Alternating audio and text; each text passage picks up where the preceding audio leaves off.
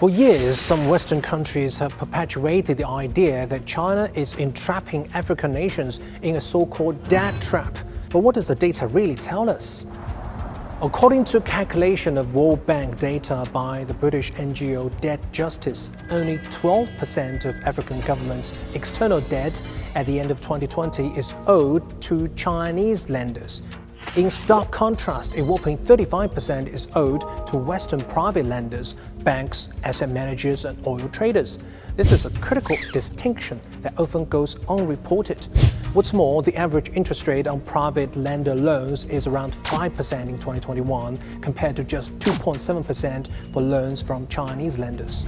Tim Jones, head of policy at Debt Justice, put it succinctly. Western lenders blame China for debt crisis in Africa, but this is a distraction. The truth is their own banks, asset managers, and oil traders are far more responsible, yet the G7 are letting them off the hook.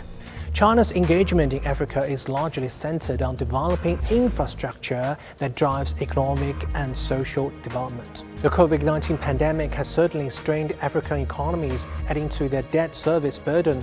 But another major factor has been the U.S. Federal Reserve's interest rate hikes and the strengthening of the U.S. dollar. This has inflated the cost of servicing debt, especially as most of it is denominated in foreign currencies like the U.S. dollar and the euro.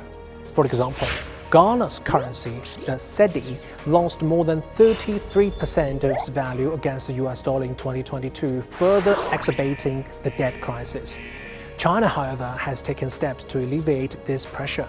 As a key supporter of the G20 debt service suspension initiative, China has signed agreements or reached consensus with 19 African countries on debt relief, suspending the most debt service payments of any G20 member. This underscores China's commitment to being a responsible partner in Africa's development. A 2022 study by the University of Fort Hare in South Africa supports this view, concluding that Chinese infrastructure loans have positively contributed to economic growth in 15 African countries. This study also highlights that China respects the sovereignty of these nations, offering loans without the imposition of external governance or policy changes. A stark contrast to the conditions often attached to Western aid, which many countries blame could harm their sovereignty.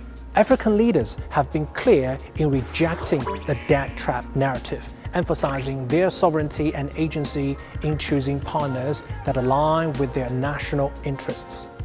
For long, Western narratives have framed China-Africa cooperation in a negative light, but the reality is that China's investment in Africa is based on mutual benefit and respect for sovereignty. As we move forward, it's crucial to dispel misleading narratives and focus on genuine partnerships that support the sustainable development of Africa.